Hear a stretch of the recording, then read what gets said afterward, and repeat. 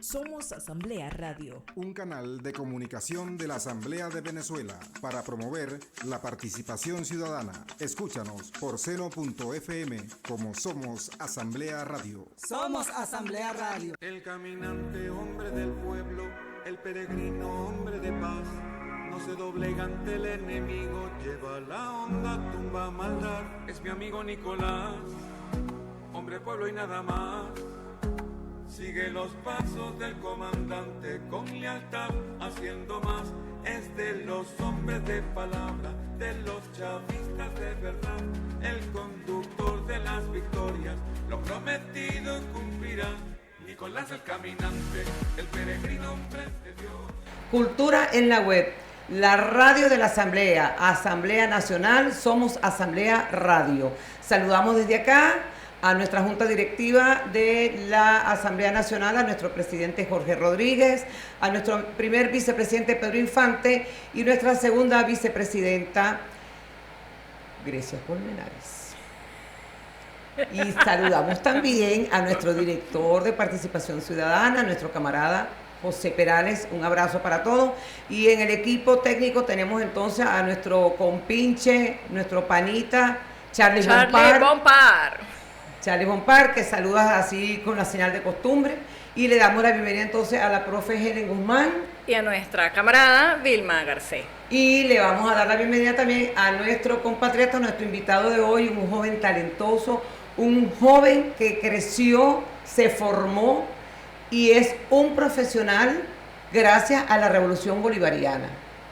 Y eso nos hace sentir muy orgullosos, porque muchas personas piensan que la revolución es simplemente de la boca para afuera, ¿no? Uh-huh. Como que si no hay logros, como que si no hay nada. Uh-huh. Y resulta que la parte, la generación, esa es la palabra, la generación que se formó en la llegada de Hugo Chávez y en la trayectoria y todos los logros de la revolución, bueno, aquí tenemos a uno de estos muchachos que como él hay muchos.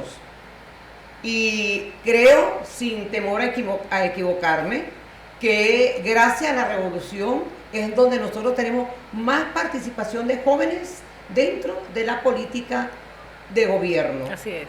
En instituciones, la asamblea, cargos muy importantes, representaciones muy importantes también. Uh-huh. Y eso la verdad que es bien interesante porque sabemos que vamos a tener una generación de relevo que sabe, que ha vivido, que conoce, y podemos estar tranquilos que en manos de ellos y en sus espaldas pues tenemos van a tener una carga bien importante. Sí, ya la tienen. De seguir adelante con la patria, sí, que eso es lo fundamental. Sí. Joshua Urbina, un joven internacionalista, es profesor, y yo quisiera que más bien tú te presentaras para que todos los que están conectados en este momento a través de Somos Asamblea Radio en Cultura en la Web, pues te conozcan. Y como él, vamos a seguir trayendo muchos muchachos que han avanzado y que se han formado en revolución, ¿sí? Bienvenido, Joshua. Bienvenido. Este programa Cultura en la Web. Bueno, gracias a Revolución he conquistado el intelecto, el dialecto y el grito de la revolución a través de la sangre revolucionaria de mi familia, que yo le doy gracias a ese tío que nunca conocí, pero sembró su cuerpo en Falcón como guerrillero, siendo estudiante de la Universidad Central de Venezuela. No conocí su presencia, pero sí su lucha, su ejemplo. El dolor de Luis Manuel Díaz Rodríguez, enterrado en Falcón, y nos enteramos dónde estaba su cuerpo. Mi abuela pudo morir en paz a los 93 años. Mi abuela se enteró dónde estaba su hijo enterrado con una comitiva de la Universidad Bolivariana de Venezuela, con unos antropólogos que hicieron la pesquisa y desenterraron el cuerpo de mi tío. Y ella siempre me enseñaba que no debía hacer política, olvidando el interés de la nación. Que habían cosas más importantes que amar un ideal, y es el ideal patrio, que está por encima de cualquier color, de cualquier bandera o tolda política. Eso es así. Sin embargo, ella siempre estuvo en Curiepe, ella es curiepera, hija de canario,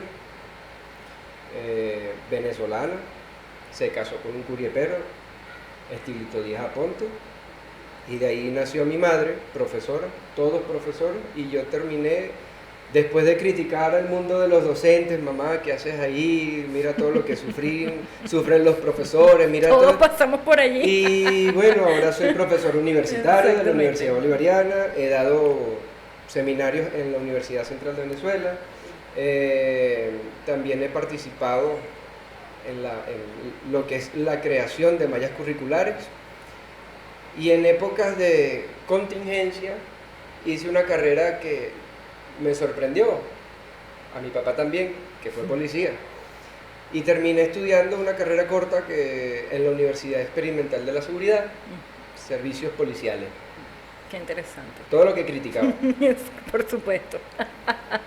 Pero eso me dio unas nociones, y terminé mis estudios en la Universidad Central de Venezuela en estudios internacionales, luego en la Universidad Experimental de la Policía, la UNES, y luego hice una maestría en Pedagogía Crítica en la Universidad Simón Rodríguez, Claro. que el lunes presentó mi tesis de doctorado muy bien. para completar lo que es la Pedagogía Crítica, Excelente. porque desde la crítica de la enseñanza es que podemos cambiar. Ujú. No es una crítica porque no sirve el sistema educativo, no sirve, no, hay que proponer. Claro. Criticar proponiendo cambios que puedan responder a la realidad del momento. ¿Por qué menciono esto? Bueno, porque yo empecé como lo peor de la juventud, en la época de, ¿sabes? Yo soy del 85 y entre el 94, 98, había una población denigrada, soy del cementerio, zona popular, zona barrial, específicamente vivo donde estaba el antiguo Banco Unión, el antiguo banco que siempre robaba a cada ratito. Que le metían la mano en el bolsillo a la gente. Financiaba la guerrilla.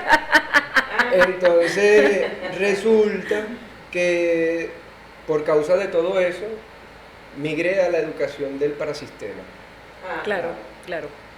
y ahí fue donde conocí la revolución.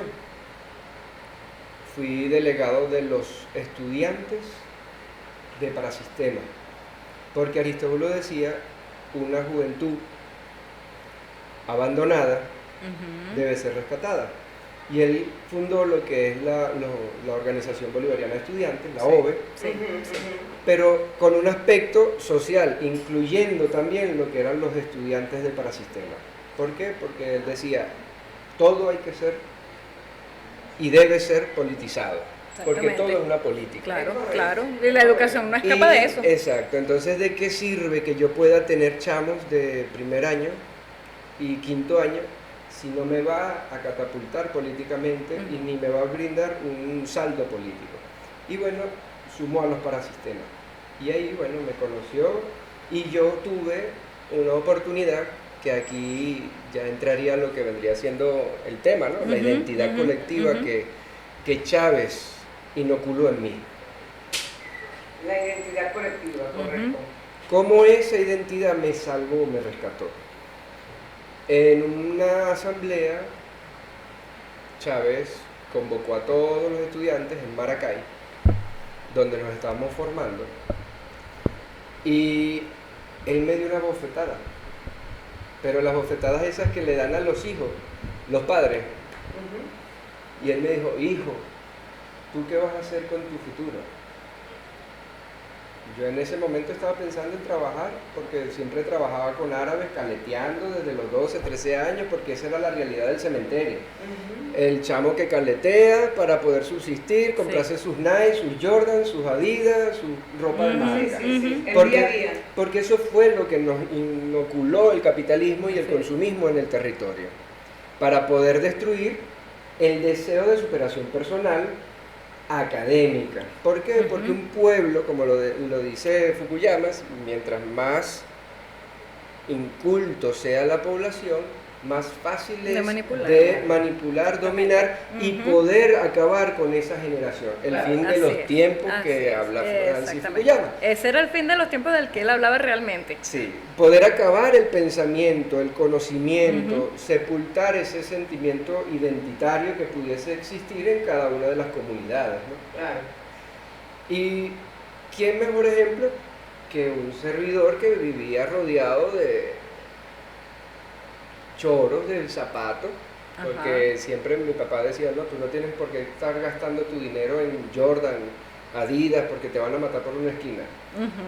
Porque esa era la identidad del momento, un par de zapatos. Sí, esa era la realidad de Venezuela, sobre todo en los 80 y principios de los 90, que en cualquier esquina mataban a cualquier persona, sobre todo los jóvenes, por el par de zapatos, por la cuestión aspiracional, claro, ¿no? De obtener lo material. Los medios de comunicación son los que llevan justamente a esa situación. Exactamente. De la competencia, Sí, de que sí, si sí. tú no tienes una tarjeta de crédito no eres nadie, que si no tienes unos zapatos no eres nadie. El bombardeo permanente. Entonces, claro, ¿qué hace la gente? Bueno, yo trato de conseguir los zapatos como de lugar. Pues. Exacto. Por eso que hablo de esta generación, que es la generación que salvó la revolución. Así es. Fíjate que una cosa. tuvo la ventaja de crecer y formarse con Chávez, porque antes no teníamos esa oportunidad. Sí. Fíjate.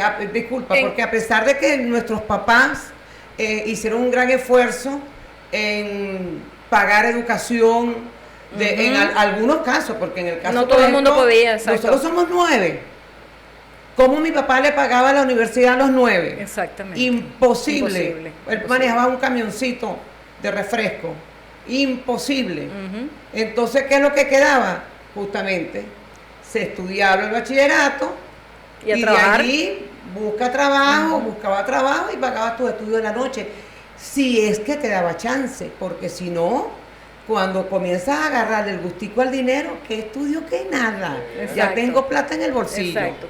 Y fíjate una cosa interesante, precisamente con esta generación de estos jóvenes formados en revolución, y que por ahí mucha gente no termina de entender, bueno, precisamente por eso que tú decías tras cámaras que tenemos esa mentalidad y ese recuerdo tan frágil, ¿no? Tipo Dolly, ¿no? Sí, la memoria de corto plazo. Y entonces resulta que tuvimos 2 décadas, sobre todo 2 décadas muy fuertes, precisamente donde se vio la gente joven salir a la calle a matar por un par de zapatos. Sí. Mientras otros trabajaban para comprarse ese par de zapatos, había otro grupo que por X circunstancias no accedía al trabajo, que evidentemente hay una serie de razones que también se pueden analizar. Los mal llamados resentidos sociales. Los mal llamados resentidos sociales, entonces terminaban asesinando sus pares etarios, precisamente por el par de zapatos. ¿Qué está pasando ahorita? Ahora tú ves a todo el mundo con cualquier celular en la calle con total y absoluta tranquilidad a cualquier hora del día y de la noche. Es impresionante. Y entonces tú dices, caramba, no hay jóvenes en la calle atracando para asesinar por un celular o por un par de zapatos. Que cuidado, no es que no ha pasado, porque justo en la transición de Maduro y Chávez hubo un momento muy rudo donde salían a cada rato, pero ese robo de los celulares era como una intención específica, claro, porque además esos celulares después lo usaron para otras cosas. Lejos, y la comparación, bueno, lo que está pasando ahora en Colombia, que comenzaron otra vez los ataques terroristas, los carros bombas, ¿por qué? Porque bueno, viene dentro de poco las elecciones, pues, y a como de lugar quieren quitar del medio al candidato de Petro. Exactamente, a Cepeda. Del pueblo, exacto. Del pueblo, a Cepeda, sí. Lo quieren sacar del camino, sí señor. Así es. Fíjate, Joshua, nosotros tenemos aquí un tema que es el que queremos desarrollar contigo, ¿verdad? Que habla de la afectación a la identidad colectiva para la aceptación de la soberanía. Sí. Eso es un tema... Ajá, vamos a ir desglosando eso hermenéuticamente. Claro, porque como este es un programa democrático, que fue lo que yo le dije a él, ¿de qué quieres hablar? ¿Qué nos vas a enseñar tú a nosotros y a lo que estás Claro. conectado en el programa? De lo que tú, de acuerdo a tu experiencia, ¿qué nos vas a enseñar a nosotros? Porque nosotras, claro, venimos con mucha sapiencia de la calle, la cuestión, pero hay muchas cosas dentro de tu formación que a lo mejor nosotros las sabemos de una manera más empírica, ¿verdad? Pero la parte científica la sabes tú. Entonces eso nos gustaría desarrollar en el programa. Bueno, una de las materias que yo abordé cuando empecé a dar clases en la Universidad Bolivariana fue Proyecto 1. Esa materia nosotros la denominamos, o el programa de la Universidad Bolivariana la denomina Identidad Colectiva. Y yo quedé muy marcado con ese programa porque vi toda mi realidad. Claro. Plasmada en un programa de educación andragógico. Ahí conocí a profundidad lo que es la toparquía, porque es esa enseñanza de la población, de la parroquia, de ese territorio, ese contexto, esa identidad que te hizo, que te marcó, que te construyó como ser humano, como individuo, y te dijo, mira, tú vas a hacer esto, según tu entorno. O sea, yo estaba sentenciado, como lo diríamos nosotros en el argot liceísta, en mi época, no sé ahorita, en el que Ayala, yo estudié primero y segundo año. Y repetí porque yo me jubilaba para no ser parte de los gariteros de los robos de trasvalor.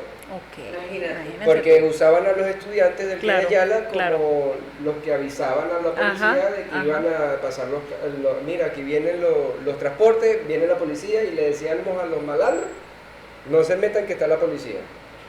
En mi época. Cantando Entonces zona. nosotros éramos Los lorinos, cantazona. los cantazona. Ajá, Entonces, ajá. en mi época estaba sentenciado todo joven que estudiaba en el que ella la mujer a ser la esposa de un PTJ o de un malandro, Imagínate, tú ya estás enmarcado, pues. y los chamos a ser malandros de ladrones de transporte de valor. Tu Y bueno, entorno te definía, entonces no, yo, no al revés. por susto, yo prefería irme a dormir a mi casa. Claro. Y yo me jubilaba. Entonces cuando llaman a mi mamá y le preguntan, mire, su hijo no está viniendo a clase, ella me pregunta, ¿por qué no estás yendo? Y le digo lo que está pasando. Y bueno, ella toma la decisión de sacarme. Y me metió en un parasistema en la Concordia. Ok. En la época que todos sabemos que era la Concordia. Exactamente. Una zona franca. Sí, total. De Guatemala. Y ahí yo conocí a dos prostitutas. Y esas prostitutas me defendieron durante 2 semestres. Imagínate tú. Porque los malandros de la Concordia me querían usar como Claro. el mula. Imagínate. Sí, Y qué ella, fuerte, ¿no? y ella decía, no, ese chamo es un estudiante, es un chamito, no lo metas en eso. Pues yo tenía 15 años. Imagínate, un bebé, claro. Entonces, mi mamá se enteró porque la directora le dijo que siempre llegaban motorizados, KLR no existía en aquella época, sino las motos esas GN y cosas así, las Yamaha, todas. Ajá. Y las siempre Honda. se paraban en todo el frente para perseguir a los que eran chamos, cara, como Porque me era decían. más vulnerable, pues. No, a mí me decían cara de zanahoria porque no tenía pinta de que partía un plato, entonces querían usarme. Claro, claro. Entonces mi Te mamá, querían intimidar con eso. ella era docente y conoció el sistema de Chávez, el parasistema que estaba en el Palacio Blanco, el general Ezequiel Zamora, donde estudiaban los guardia de honor. Que Chávez dijo, no es posible que yo tenga una guardia de honor que ninguno tiene bachillerato. Sí. Y él hizo ese parasistema en el sótano. Y ahí estudié yo, con guardia de honor. Y por estudiar ahí fue que fui seleccionado para ser vocero junto con la gente del Fermín, Claro. para que dirigiéramos los procesos. Claro. Ven acá, pero ¿Tu mamá tuvo mucho inconveniente para que te inscribieran allí en ese parasistema? No, ¿O no. fue algo...? Mi mamá fue ¿Cómo se enteró, por ejemplo, tu mamá que allá había un parasistema? porque ella estaba ayudando a los estudiantes en el inglés. Ok. Mi mamá es profesora de inglés británico y ella fue trabajadora del MacGregor, es trabajadora de la técnica MacGregor. Y bueno, conoció su director, el director de esa técnica le dijo que ahí había un sistema y era casi que castrense porque para entrar ahí tenías que llegar a las 6:15, porque Claro. a las 6:30 se hacía la parada militar, Orden cerrado, tal claro. cual, orden Claro. cerrado, y no podía tener barba, no podía, a pesar de que era un parasistema, era rígido. Claro. ¿Por qué? Porque era una zona de seguridad. Claro. Que bueno, ahí llegó el 2002 y a nosotros nos sacan por el sótano por donde salieron corriendo los de la derecha Ajá. en el 2002. Ajá. Por ahí salimos nosotros cuando no estaban haciendo el golpe de estado. Nos sacaron, que uno de los escoltas fue herido Ah, y ok. nosotros vimos todo eso. Imagínate tú. Entonces- ¿Y tenías que 17 años? Sí. Entonces ahí fue donde decidí, no, aquí la única verdad es defender la patria. Claro. ¿Pero cómo? La defensa integral, Ujú. a través de la identidad. Porque rompieron mi molde. Claro. Chávez, el proceso revolucionario, rompió ese molde social, donde el que era del barrio tenía que ser delincuente. Ujú. Y el que era de zona pudiente es el que tenía derecho a una Acceso a educación, todo. y todo el mundo se quedó loco, incluyendo a mis hermanas. Y esa es una que yo siempre lo digo en clase. Cuando empecé a dar la clase ahí en la UB, le dije a todos, yo no tenía futuro. El futuro me lo dio la revolución. ¿Por qué? Porque mis hermanas decían que yo iba a ser un malandro, que no servía, y el único egresado de mis hermanos, Con título. no, egresado en la UCB, que puede decir, yo soy egresado en la mejor universidad de la República Bolivariana de Venezuela, una de las 15 mejores universidades del mundo, de barrio. ¿Por qué? Porque yo era población flotante y presenté mi prueba interna y me maté para entrar y lo logré. ¿Por qué? Porque Chávez dijo, no, todos tienen que aumentar ese ingreso de la universidad porque eso está muy poquito, esos cupos. Claro. Y hicieron una apertura. La UNEFA se la entregaron al pueblo, la UCB se la entregaron al pueblo, y eso Y se crearon universidades además. no lo saben los chamos. Sí. La media de los chamos a los que yo les doy clase son del 2008, 2009, y nunca escucharon un problema. Ujú. Como se lo digo a ellos en clase, ¿cuántos aquí conocieron la realidad de que no tenían cómo comprarse un par de zapatos? Si en el 2008 el sueldo estaba en $585. Y papá y mamá les dio pañales. Yo en el 2015, cuando tuve a mi hija tuvo que controlar los esfínteres a los 8 meses y esforzada, y tuvo un problema de hemorroides por culpa de eso. Claro. Porque la mamá, mi esposa, para poder Amamantarla. lograr que la niña no rendir los pañales, ella la ponía en un horario, en una bacenilla. Claro. Sí. Y entonces la ponía de 10 a 15 minutitos intermitente, Wow. para poder hacer sus necesidades Sí, sólidas. para acostumbrar al cuerpo. Para hacer las S. Entonces acostumbró a la niña. Pero eso fue a través de martirio y sufrimiento en el Claro. 2015. Y así como mi hija, muchas Sí, familias. Sí, sí. Y eso no lo vivieron ellos. Exactamente. Entonces cuando ellos sienten que tienen que esforzarse para estudiar, que a veces no tienen docente, que no tienen comedor, ellos dirán, oye, aquí este gobierno no sirve. Sí. Pero ya va, momento. Tenemos 21 años de asedio. Ujú. Y esa aceptación de la invasión de nuestra soberanía empezó con la afectación del poder adquisitivo del venezolano. Sí. Correcto. Sí. Afectar lo que diría Napoleón Bonaparte. Cuando uno cabalga, cabalga sobre el estómago. Y el ejército cabalga sobre el estómago. Si yo no atiendo las necesidades fisiológicas de ese ejército, se me va a sublevar, Claro. no me va a obedecer. Claro. Entonces, Clausewitz aprovechó ese término y empezó a descomponer 10 niveles. ¿Y el primer nivel cuál fue? Destruir la identidad institucional. Ujú. Que el gobierno no sirve, la policía es corrupta, los militares son corruptos, los profesores son corruptos.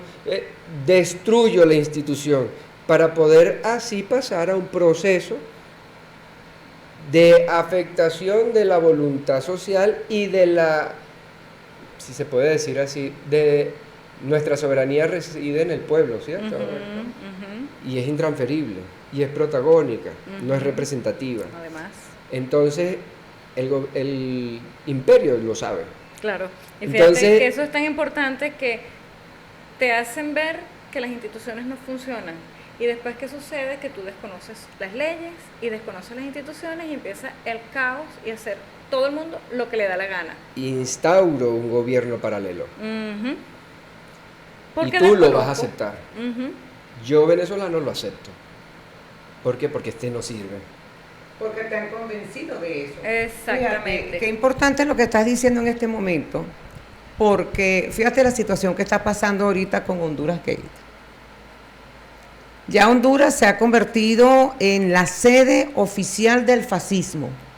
Muchas personas hablan que desde allí ya va a comenzar lo que sería el nuevo Plan Cóndor, pero en la parte digital. Porque a través de qué nos van a perseguir, a través de las redes, a través de nuestros conocimientos, y van a tratar de ir eliminando todo aquello que vaya en contra de los intereses de ellos. Desde Honduras hasta Argentina, financiado por los Estados Unidos y por el gobierno, la colonia israelí en manos del asesino de Netanyahu, ya están planeando ese ataque hacia todo lo que tiene que ver con los pueblos en nuestra América. ¿Qué países quedan progresistas? Que podamos decir progresistas. Brasil, bueno, Brasil. Blandengue. México, Más claro, blanco, pero más ven blanco acá. todavía. Sí. pero son países que no fueron invitados al famoso escudo de las Américas. No fueron invitados, porque no iban a ir. Entonces, Colombia, Brasil y México, vamos a decir que son la piedrita en el zapato de Netanyahu y de Trump. Ese es el escudo que nos queda. Ujú. Exactamente, lo poco que queda.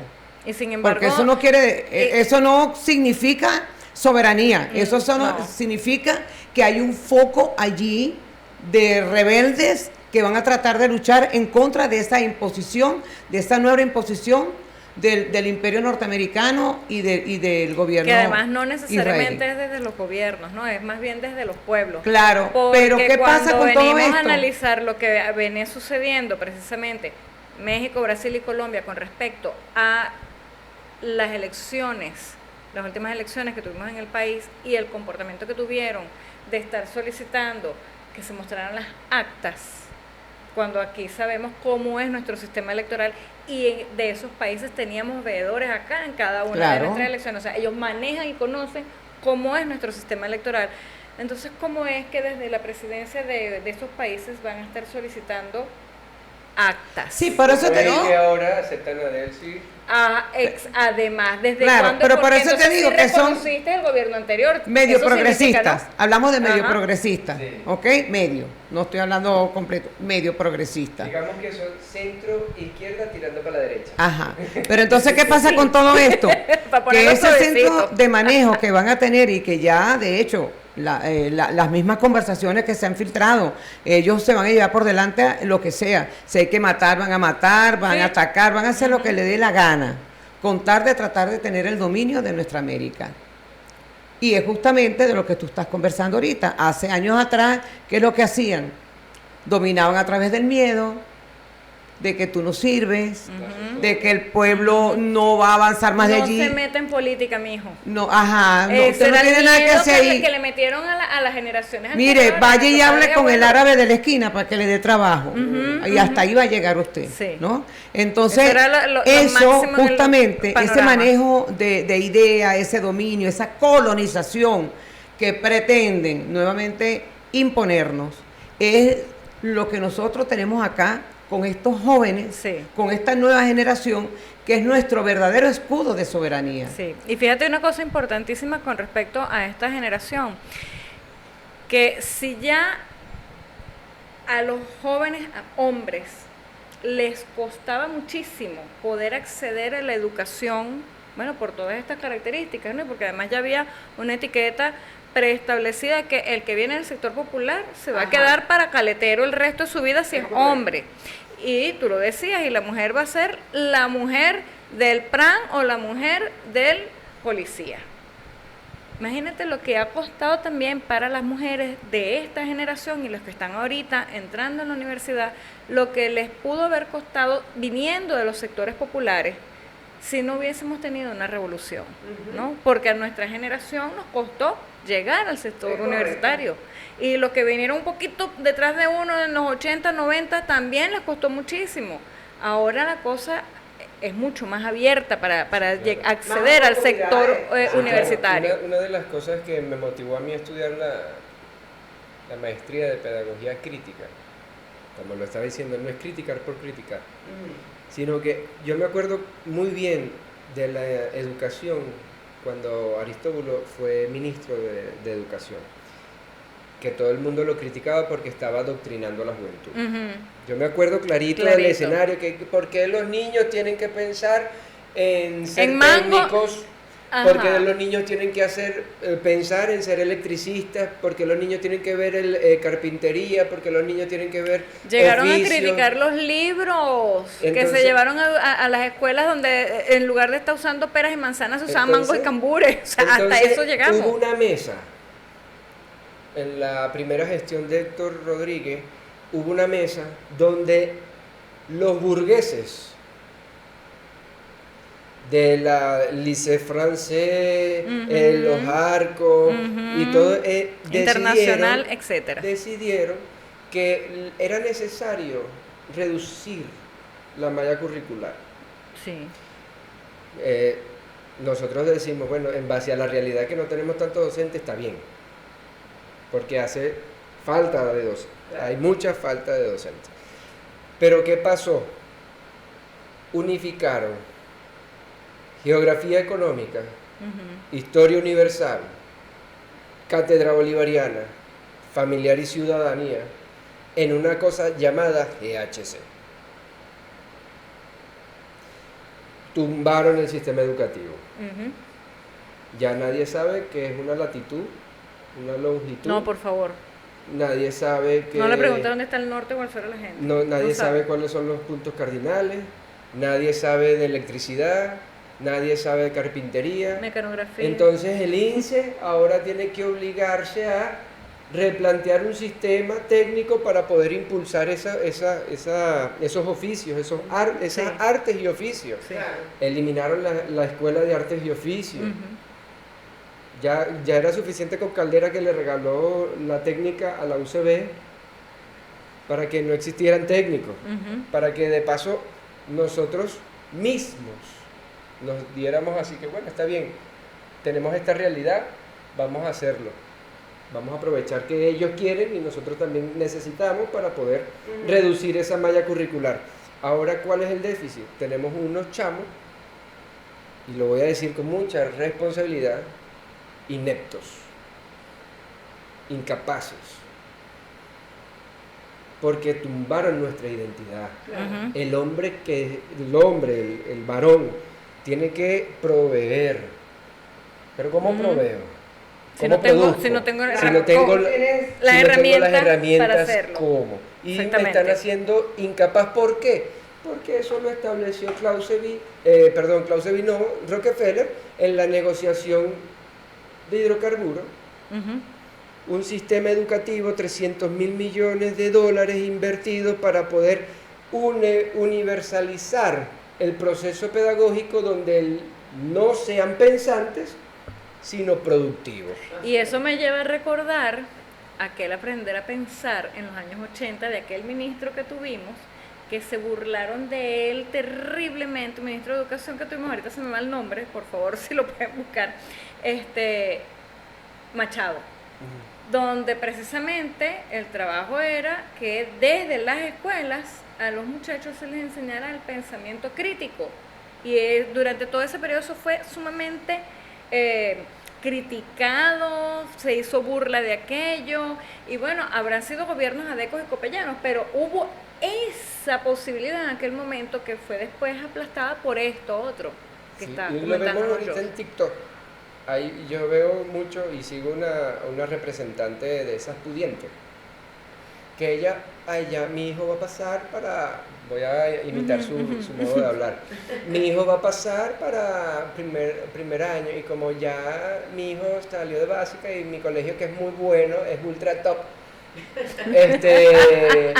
ya no me funciona porque ya mi hijo pasó al liceo, entonces yo necesito ponerlo en un sistema que sea bueno, y ella está haciendo las veces de visitar colegios para verificar dónde puede meter a su hijo.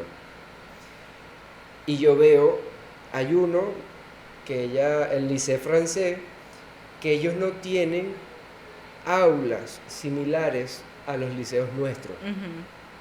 No tienen pupitres uno detrás del otro, Sí. donde el que se sienta adelante tiene mayor cercanía al poder. Exactamente. Y el que se sienta atrás es dejado y le dan la espalda a los que están al frente al lo que poder. estás viéndole el cogote al de adelante. ¿Sí? Ellos tienen mesas redondas, Sí, sí. mesas como las oficinas de lluvias de ideas que tiene Google, Ajá, los coworking. los coworking.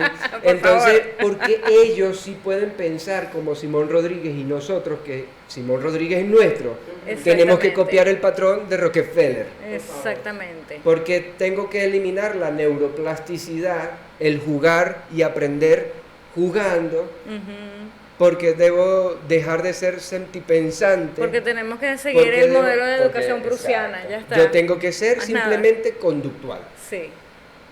porque yo soy un hombre que debo pararme a las 5 de la mañana, agarrar el ferro, llegar a Caracas, después llegar a Caracas, meterme en una oficina, tener 8 horas de trabajo, luego de las 8 horas de trabajo tengo que salir a rebuscarme porque no me da ese sueldo, tengo que buscar otro trabajo para unas 4 horas más, y luego llegar a la casa sin ver a mis hijos, sin poder descansar, decirle a mi hijo estoy cansado, porque tengo que dormir, porque tengo que hacer la misma rueda. O conseguirlos ya durmiendo Entonces- porque son chamos, Entonces, exactamente. Esa es la identidad Ujú, inoculada, ujú. y nosotros la aceptamos. Y entonces ¿Por cuando qué? Porque nosotros negociamos disfrutamos, ¿no? desde, Ajá.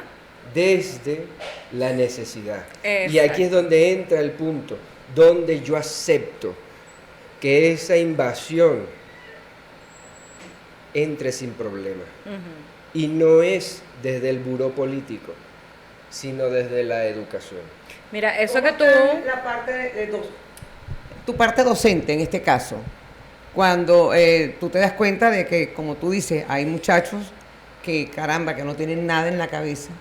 O sea, ¿cómo podemos ayudar entonces a esos muchachos?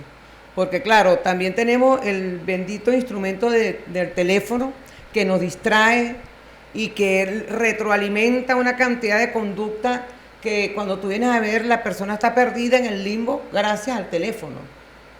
En China comienzan a darle teléfono a los niños a partir de los 15, 17 años. Y por ley. Ujú. No pueden entregar el teléfono antes porque saben que es una distracción. Creo que en Dinamarca también en Finlandia Sí, han que prohibido están llevar retirando los teléfonos los a celulares. los colegios. Sí, sí. Entonces, inclusive, que fue una noticia que, bueno, que todo el mundo se quedó loco. Ajá. Retomaron los libros. Retomaron los Exactamente. libros. Eliminaron los teléfonos y retomaron los libros. Exactamente. Porque Entonces, se dieron cuenta precisamente que esos estudiantes Claro. a esa... No hay futuro si no le tenemos funcionó, cerebro. No le funcionó. No tenemos cerebro que Mira, están funcionando. Entonces, el movimiento del ojo pasar por encima de la hoja de papel nos genera además un montón de conexiones neuronales porque no solamente estás pasando los, es que además también estás usando tus manos para pasar. Claro. Allí hay una conexión de tus manos con tus ojos, y además tu mente está recreando lo que estás leyendo. Aquí no, porque aquí ya lo tienes todo. O sea, tú tienes el sonido, aquí tienes la tenemos imagen, la tienes IA. todo Mira, listo. búscame la definición de tal cosa o tal. Y entonces hay ya ahorita tengo unas la- demandas enormes con la IA precisamente porque han estado plagiando libros y cuestiones de otra Mira, gente que se ha fajado a investigar. Y Voy que a hacer una propaganda. Wow. A mí, bueno, yo soy fanática de Michael Jackson. Me encanta la música, el pop, y me gusta mucho el rock and roll. Y entonces hay dos noticias que me dio mucha gracia, pero una de las más simpáticas fue que menciona a una persona también fanática de Michael Jackson, que dice: ¿qué van a pensar los chamos de ahora? ¿Creerán que Michael Jackson usó inteligencia artificial para hacer todo lo que hizo en su época? La música, la creación, el baile. podemos hablar a largo otro programa Sí. solo de la creación musical de Claro, Michael Jackson. porque ¿Y de inclusive... dónde sale el reggaetón y esa Ya cosa? va, porque entonces también la otra parte, el otro mensaje es que dice: así estará de porquería la música de ahorita que tuvieron que traer a Michael Jackson. Claro. Entonces vamos a ir, no vamos a ir con Michael Jackson porque no tengo tema de Michael Jackson. Vamos con Ok, Llovinando Llovinando Canto, Canto. que son admiradores de Michael Jackson. ¿Qué tema allí, Charlie? Con nuestro canto. Muy bien, canto latinoamericano. Ya regresamos entonces con Cultura en la Web. Y yo soy Ruina, nuestro invitado de hoy.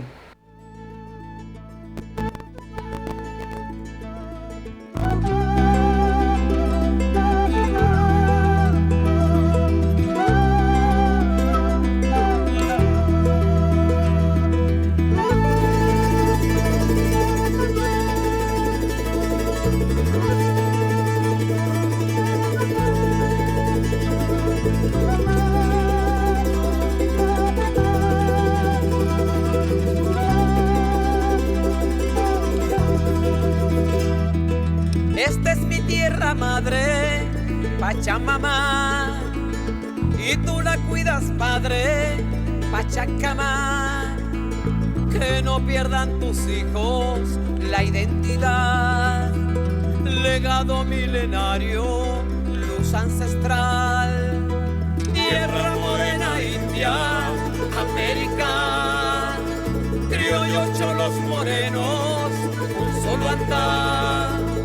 Canto con esperanza, pidiendo paz. Este es el grito urgente de la humanidad. Soplan vientos de unidad, de lucha, de hermandad, como en Ayacucho mi alma grita libertad. Forjaremos tiempos buenos de felicidad. Yo me canto alegría y canto por la paz.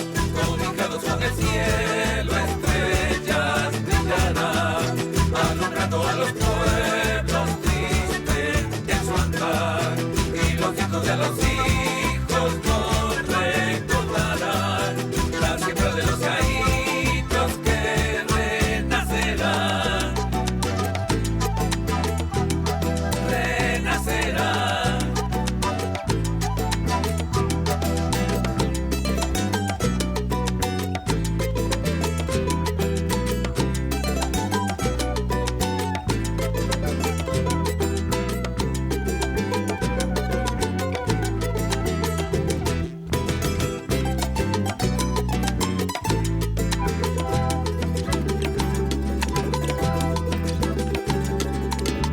Con la mirada altiva me encontrarán, con las venas abiertas me enfrentarán.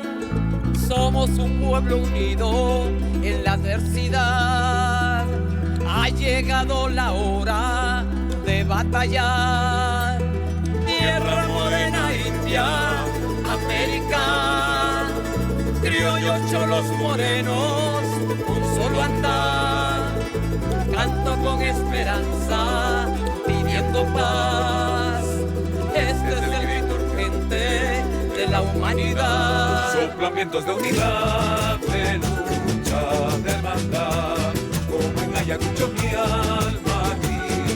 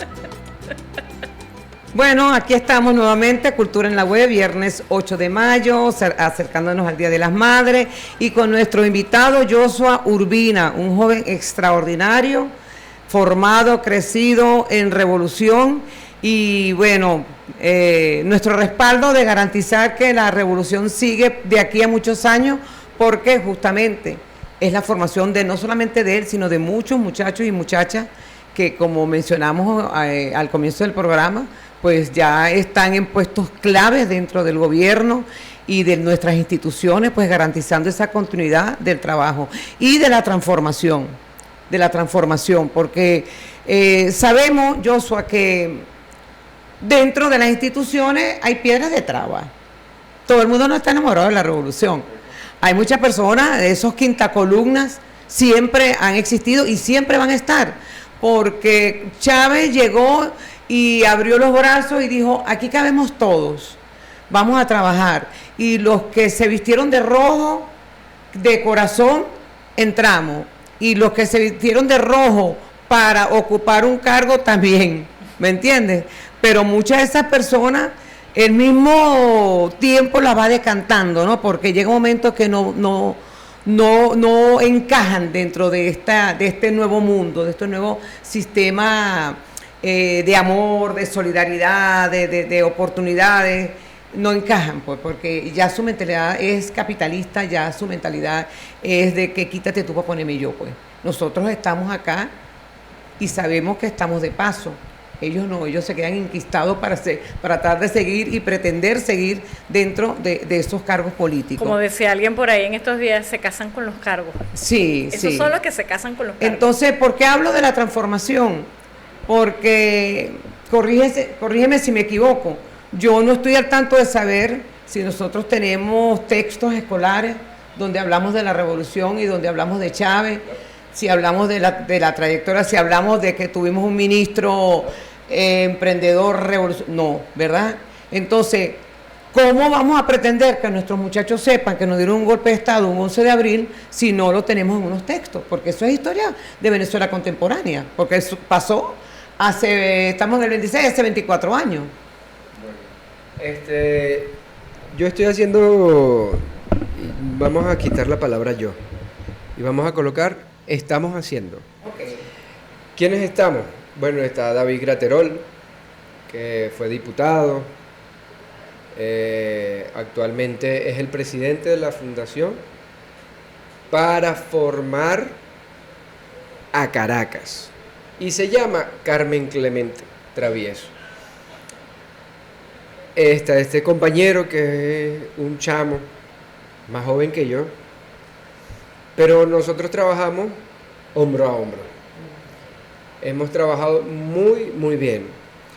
Y dentro de lo que es el programa de mi tesis, de lo que estoy tratando de desarrollar en la especialidad de seguridad ciudadana y en pedagogía crítica, estoy fusionando algo.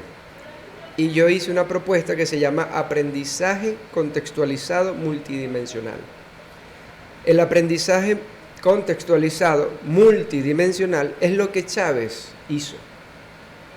Él contextualizó el pensamiento de la izquierda con la necesidad de Venezuela y vinculó lo que es el pensamiento de Zamora, de Rodríguez, Miranda y Bolívar, y dijo, de esto yo voy a sacar esto, y voy agarrando con una pincita la realidad, lo que yo como ciudadano quiero para mi país, según las necesidades territoriales. Y él usó mucho el criterio de Josip Broz Tito, desde el socialismo autogestionario. Cómo entendernos nosotros, cómo crear nosotros, Venezuela, un socialismo. Y nació el socialismo del siglo XXI. Eso es el aprendizaje contextualizado multidimensional. Y yo lo llevé a la praxis ¿con qué? Bueno, Venezuela está en estudios internacionales, Venezuela está en la política exterior, en la ONU. Como esos chamos que están estudiando relaciones internacionales en la UBB, en la UCB, pueden manejar un escenario. Y mientras hacen eso, aprenden.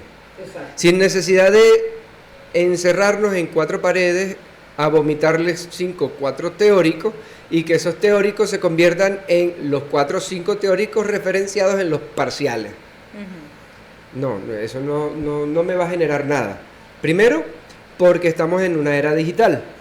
Y cuando nosotros hablamos de las conexiones neurales, estamos hablando de que la duración de retención dejó de ser 45 minutos hace rato.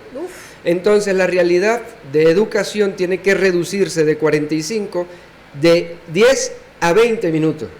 Para que quede Para como que máximo. pueda retener Claro. el conocimiento. Claro. Y la única manera de que esos chamos puedan retener el conocimiento y transformarlo en parte de un aprendizaje adoptado, que no es lo mismo aprender y no adoptar el aprendizaje, porque entonces no se convierte en una herramienta, sino se convierte en información, cultura general. Entonces, cuando yo voy a transformar ese aprendizaje, lo voy a materializar a través de un sistema pedagógico combinado con la andragogía, porque ya estás en el mundo universitario. Exacto. Pero vienes enfermo de la pedagogía. Claro. Es decir, yo no puedo repetir, porque es una violación del derecho al niño, es un escarnio público. No, hay que enseñar al joven a frustrarse, a vivir de la frustración, porque la vida es así. No siempre vas a tener lo que quieres. Claro. Hay que saber aceptar la situación. En- que se te claro. presenta. Por ejemplo, ahorita yo estoy frustrado porque mi presidente no está. Y me siento dolido. Pero hay algo que se llama Venezuela Exactamente. y que tenemos que construir y seguir trabajando En en función- conjunto con la presidenta encargada y con el alto mando político que está vigente porque es lo que establece Exactamente. nuestra Carta Magna a través de las leyes. Pero yo tengo que saber vivir esa frustración.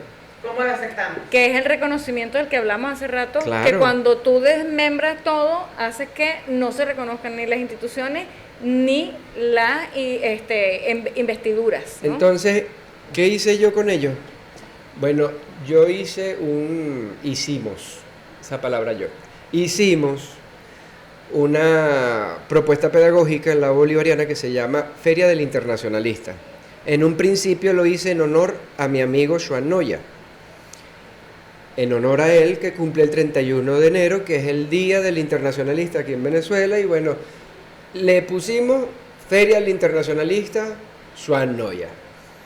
Fue la primera edición y cada estudiante debe formar una competencia para ver quién puede tener un stand dentro de esa feria. Entonces todos compiten sanamente por ser la mejor exposición para convertirse en el ponente de la feria. Yo no traigo gente de afuera, son los estudiantes que hacen la ponencia, desarrollan lo que es el análisis crítico de un tema histórico y lo contextualizan con lo que esté pasando en el momento. Por ejemplo, en la última sesión nosotros hicimos un análisis de Yugoslavia y cómo se descompuso Yugoslavia para poder hacer frente a lo que es la descomposición en Venezuela y cómo están descomponiendo y tratando de tumbar a la revolución a través de los mismos parámetros que usaron en Yugoslavia. Sí, señor. Y los estudiantes fueron tan buenos que agarré 2 de ellas y les dije, ustedes van a colaborar conmigo en mi tesis. Y ellos se convirtieron en mis colaboradores. De aquí, bueno, un saludo a Paola Infante y Roxana Camacaro, que son estudiantes que me colaboraron. A una le dije, tú que eres de oposición, tú vas a hacer el aspecto psicológico y cómo Clausewitz afectó la pirámide de Maslow. Wow, qué bueno. Y a la otra, que también es de oposición, le dije, tú vas a hacerme la descomposición de la pirámide de Kelsen y cómo Clausewitz destruyó a Kelsen y a Maslow para poder tumbar al gobierno venezolano. Exactamente. Y yo voy a unificarlo y lo voy a convertir en una pirámide invertida que se va a llamar el Manual de Guerra Híbrida Caso Venezolano. Exacto. Y ese libro, el compañero David, de la mano de nuestra almiranta Carmen Meléndez, está haciendo una compilación de ese trabajo estudiantil para publicarlo con Fundarte. Y le dije, Qué vamos a convertirlo en un texto escolar para niños de primer grado a sexto grado. Y creamos un cuento infantil. Entonces sale una abuelita dándole una clase a un niño de cómo es que la mano invisible está destruyendo el pensamiento y el deseo del niño venezolano a través del bloqueo. Cómo traducir ese bloqueo. Ese tipo de texto debe llegar a la escuela. Claro. El socialismo del siglo XXI debe ser traducido a un lenguaje infantil. Y Claro. eso no es adoctrinamiento, es darle a entender que tu casa no puede tener una estabilidad si tu vecino te bloquea la puerta para salir. Exactamente. Claro, es así. Fíjate, es tanto lo que hay que hacer que nos quedamos cortos, Sí. porque son muchas ideas progresistas, Ujú. son muchas cosas y hay muchos elementos con que nosotros podemos atacar, vamos a decirlo de esa manera, ¿no? De una forma más agresiva, pero sí hay que atacar esa mente que está fresquecita, que está creciendo, que se está formando y que está haciendo preguntas. Porque los niños ahorita no se quedan solamente con lo que tú le digas, no, ellos van a averiguar también. Y ahí es donde está el peligro. ¿Con quién hablan? ¿Qué información le dan? Y entonces esa es nuestra tarea, de alimentar esa información y de tener los elementos necesarios para que esa mente crezca sana, revolucionaria. A lo mejor no es revolucionario, pero es patriota. Exacto. ¿Ves? Me interesa, ¿qué me interesa? Que tú sabes que a nosotros nos dieron un golpe de Estado, secuestraron a Chávez, secuestraron a Maduro, secuestraron a Cilia Flores y estamos en una situación delicada, muy delicada. Estamos en una amenaza global a nivel mundial y los niños tienen que crecer con esa mentalidad, que sepan que no todo es color de rosa, que ahorita tienes tu casa, estás estudiando, te garantiza tu comida, tu pasaje, tu ropa, pero tú no sabes qué va a pasar mañana. Entonces hay que asegurar esa personita que está creciendo, hay que asegurarla que sepa que el futuro de Venezuela también es responsabilidad de ellos, ¿no? Hay un aspecto de lo que tú dices, hay un aspecto similar. Una de las cosas que decía acá nuestra cámara decía, antes nuestras madres nos decían no se metan a política. Hoy no es ese. Hoy es yo quiero dejar que él decida qué quiere hacer. Sí. Y ahí es donde yo entro en debate bastante con mi esposa. Saludo también a mi esposa. Ella siempre dice, ellos tienen derecho a decidir qué quieren. Y yo le dije, ¿por qué la derecha no deja que sus hijos decidan? Ajá. Ajá. Porque, y yo lo digo por el aspecto de que yo hice esgrima en un momento y estuve vinculado con la Federación de Esgrima y entonces yo quería que mi hijo fuera esgrimista y eso, pero a él le gusta el baloncesto, pues. Ajá. Entonces, pero déjalo que él decida. Entonces, en el déjalo que él decida, entra un aspecto que es muy delicado y es la falta de disciplina. Claro. La disciplina Exactamente. entra con el control parental. Ujú. Claro, porque una cosa es déjalo que él decida, pero ¿qué es lo que tú quieres? Entonces ahí entra mi orientación. Correcto. ¿Verdad? Claro, porque ¿cuáles son las herramientas que tú le estás dando para que Claro. decida, no? Entonces, ¿Cómo va a él a asumir ese déjalo que él decida? Exacto. ¿Qué Si tú no le quiere? estás dando herramientas, no le estás poniendo la formación. esa educación respetuosa, que debe ser una educación respetuosa, debe existir el respeto, Claro. más no exacerbar la anarquía del respeto.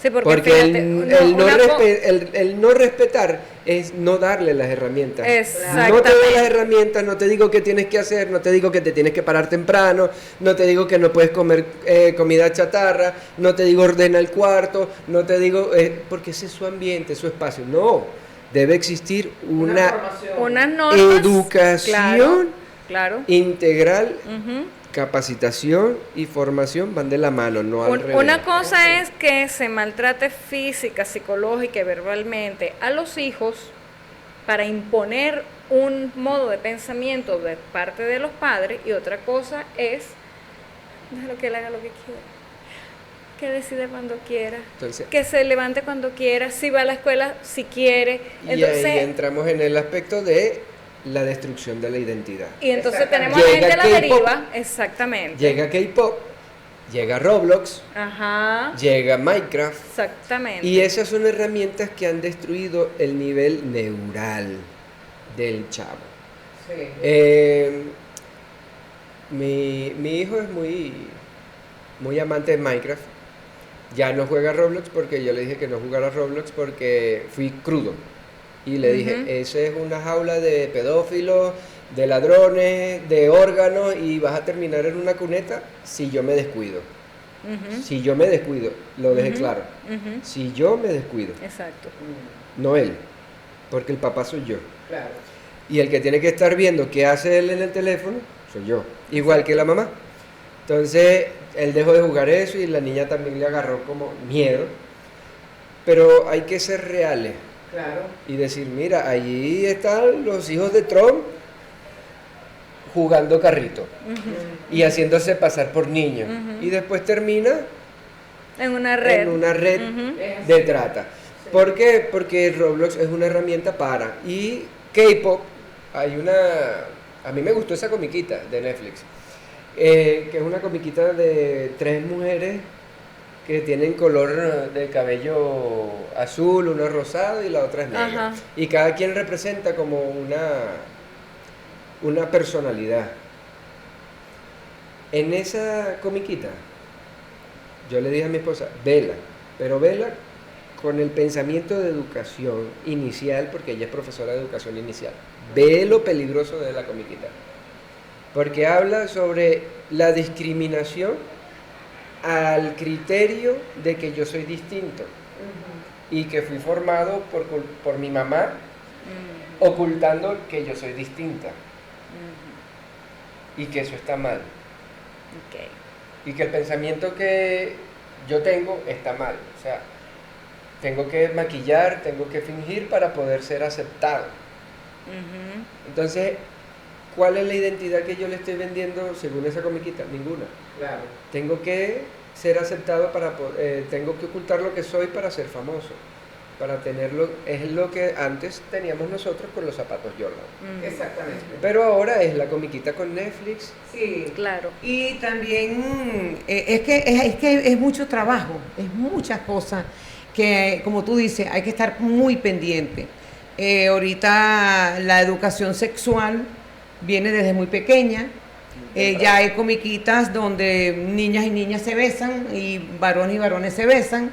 Entonces una niña que está jugando con muñeca dice, pero ven acá, porque yo juego con muñeca, mejor me beso con la muñeca, ¿no?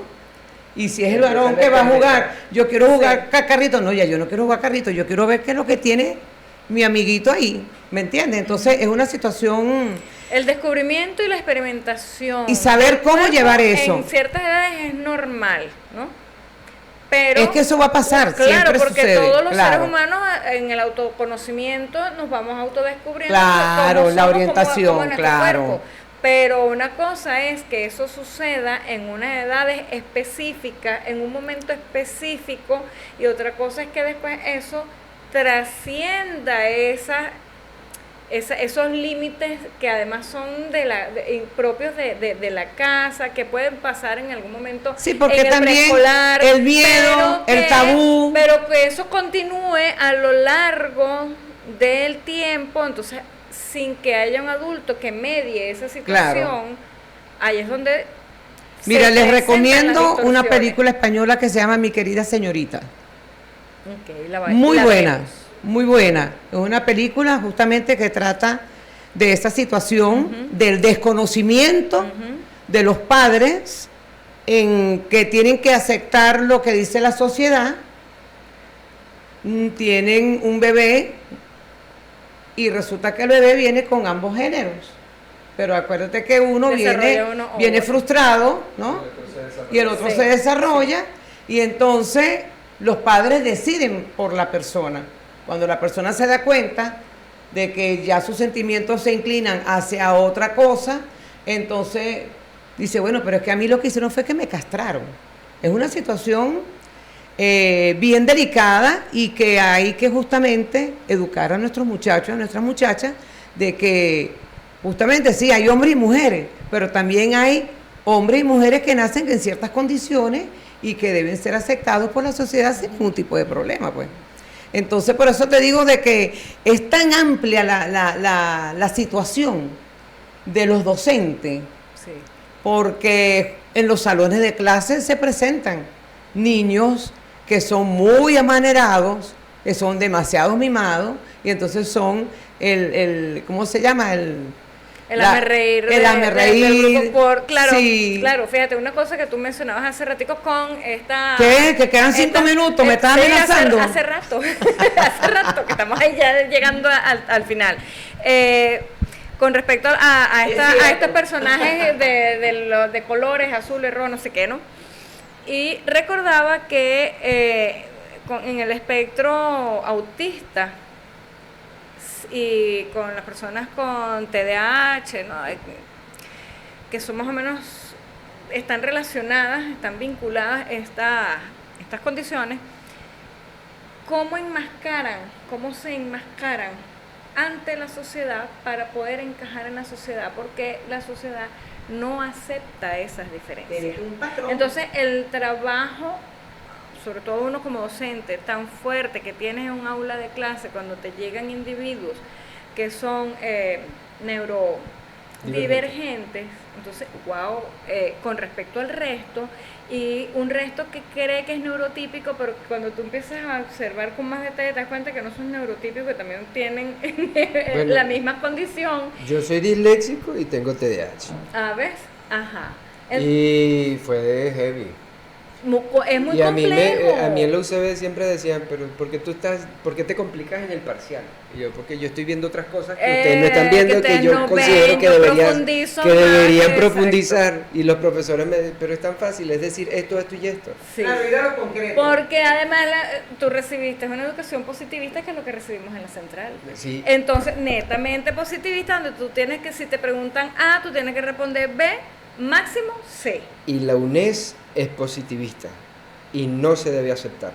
Además, ¿viste? No se debe aceptar, porque es imposible ser policía con criterio humanista siendo positivista. Claro, claro. Porque estoy con un pensamiento metropolitano. Exactamente. Claro. Y ya Donde el tienes derecho- todo encasillado Donde de el una derecho manera. es lo que digo yo y punto. No, ya Ujú. va. Si nosotros estamos hablando del respeto y del valor social, debo ser humanista, Exacto. no positivista. Exacto. y Entonces- tener la capacidad de ver y entender más allá de lo que me dice una norma. Porque la circunstancia además me va a Pero determinar. entonces, ¿qué quiere decir? Que los patrones que están utilizando son los mismos de hace 40 años. Sí, atrás. señor. Es así. Sí, señor. Entonces, Entonces, hay que tenemos hablarnos un de la diagnóstico. transformación. Exacto, porque fíjate, él lo viene diciendo hace rato. Él ha hecho ya un diagnóstico hace mucho tiempo, Claro. ¿verdad? Sobre la Y educación. como Y él está mucho. trabajando sobre esa transformación. Claro. Porque nos hemos quedado, y en el campo de la educación nos ha sucedido que nos hemos quedado mucho precisamente en el diagnóstico. Es que el sistema educativo no funciona. Chévere. Pero ¿qué has hecho para que Dame Dame insumo. otra cosa que yo pueda emplear donde sea diferente. Claro. Vamos a trabajar en función de lo empecemos diferente. en romper de que nosotros no tenemos 4 estaciones. A empezar empezar. por ahí, exactamente. Eso es Porque lo eso de que primero. tengo verano, tengo invierno, me voy de vacaciones en diciembre, me voy de vacaciones en agosto, me voy en vacaciones en carnaval, entonces tengo las 4 estaciones de Estados Unidos, las replico aquí en el Los sistema famosos, educativo. pero es que no Y en vamos muy Costa lejos. Rica, que son colonias norteamericanas, Ajá. sin decir que son Ajá. que no son soberanos, ellos sí respetan solamente un periodo vacacional, Exactamente. que es el decembrino. Y listo. Y ya. Y ya está. Exacto. Y Aristóbulo, cuando lo quiso implementar, lo cambiaron. Todo el mundo gritó, exactamente. Sí, por eso es que tenemos en la tarea de la transformación. Claro. Y tenemos que profundizar en eso. Entonces, el llamado, porque ya nos queda... Un minuto. Mira, Sí, lo que hace déjame, uno- déjame cerrarle con esto. Lo que hacemos en las universidades en agosto, el famoso verano. Sí. Cuéntame, ¿a cuál verano te refieres? ¿Al de mayo? Porque estamos muriéndonos del calor. Si por calor es, ¿no? Si por temperatura. Entonces, en las mismas universidades utilizamos unas nomenclaturas completamente... Digámosle intensivo, en vez de verano. Exactamente. Bueno, ¿Viste? nos queda corto el tiempo del programa, porque la verdad que esto es un tema súper extenso y quedas invitado para otro programa que con todo gusto, ¿verdad? Esta es tu casa y te recibimos con mucho cariño. Pero sí, hay mucha tarea. La transformación, creo que ahora viene profundizar la revolución y la transformación. Y el llamado es justamente a esta nueva camada de muchachos y muchachas que se han formado, que tienen esa sangre que necesitamos transformar y avanzar, modernizar nuestros estudios, modernizar nuestra historia, inclusive actualizarla, porque me preocupa que no tengamos a Chávez en los libros, me preocupa. Todo el mundo conoce a Chávez, pero me preocupa que en un libro que de aquí a 50 años que vamos a tener en la historia de Venezuela, y no aparezca Chávez, no puede ser. Tenemos a Carlos Andrés, Caldera, pero no a Chávez. Entonces, bueno, Cultura en la Web hasta el último... se despide entonces hasta el próximo viernes, Dios mediante, con la profe Helen Guzmán. Y con la amiga cantora, camarada Vilma Garcés. Y feliz Día de las Madres a todas, de verdad que sí, mucho cariño, que tengan un excelente... Yanesi Duarte. Yanesi, también Yanesi. te mandamos a ti un feliz día. Saludamos a Yanesi entonces. Camarada Yanesi. Y yo, ¿verdad? Encantada Gracias por de estar. que hayas estado acá en el programa y te damos unos minutos para que te despidas, por favor. Bueno, ya queda decir cómo la identidad colectiva es aceptada cuando es invadida e inoculada a través de la educación. La educación y la formación es lo que identifica la soberanía de una nación. No podemos ser soberanos si tenemos desconocimiento de dónde venimos y hacia dónde queremos ir. Y la contextualización de nuestro aprendizaje es la soberanía real. Venceremos. Venceremos. Hasta la victoria siempre, lo queremos.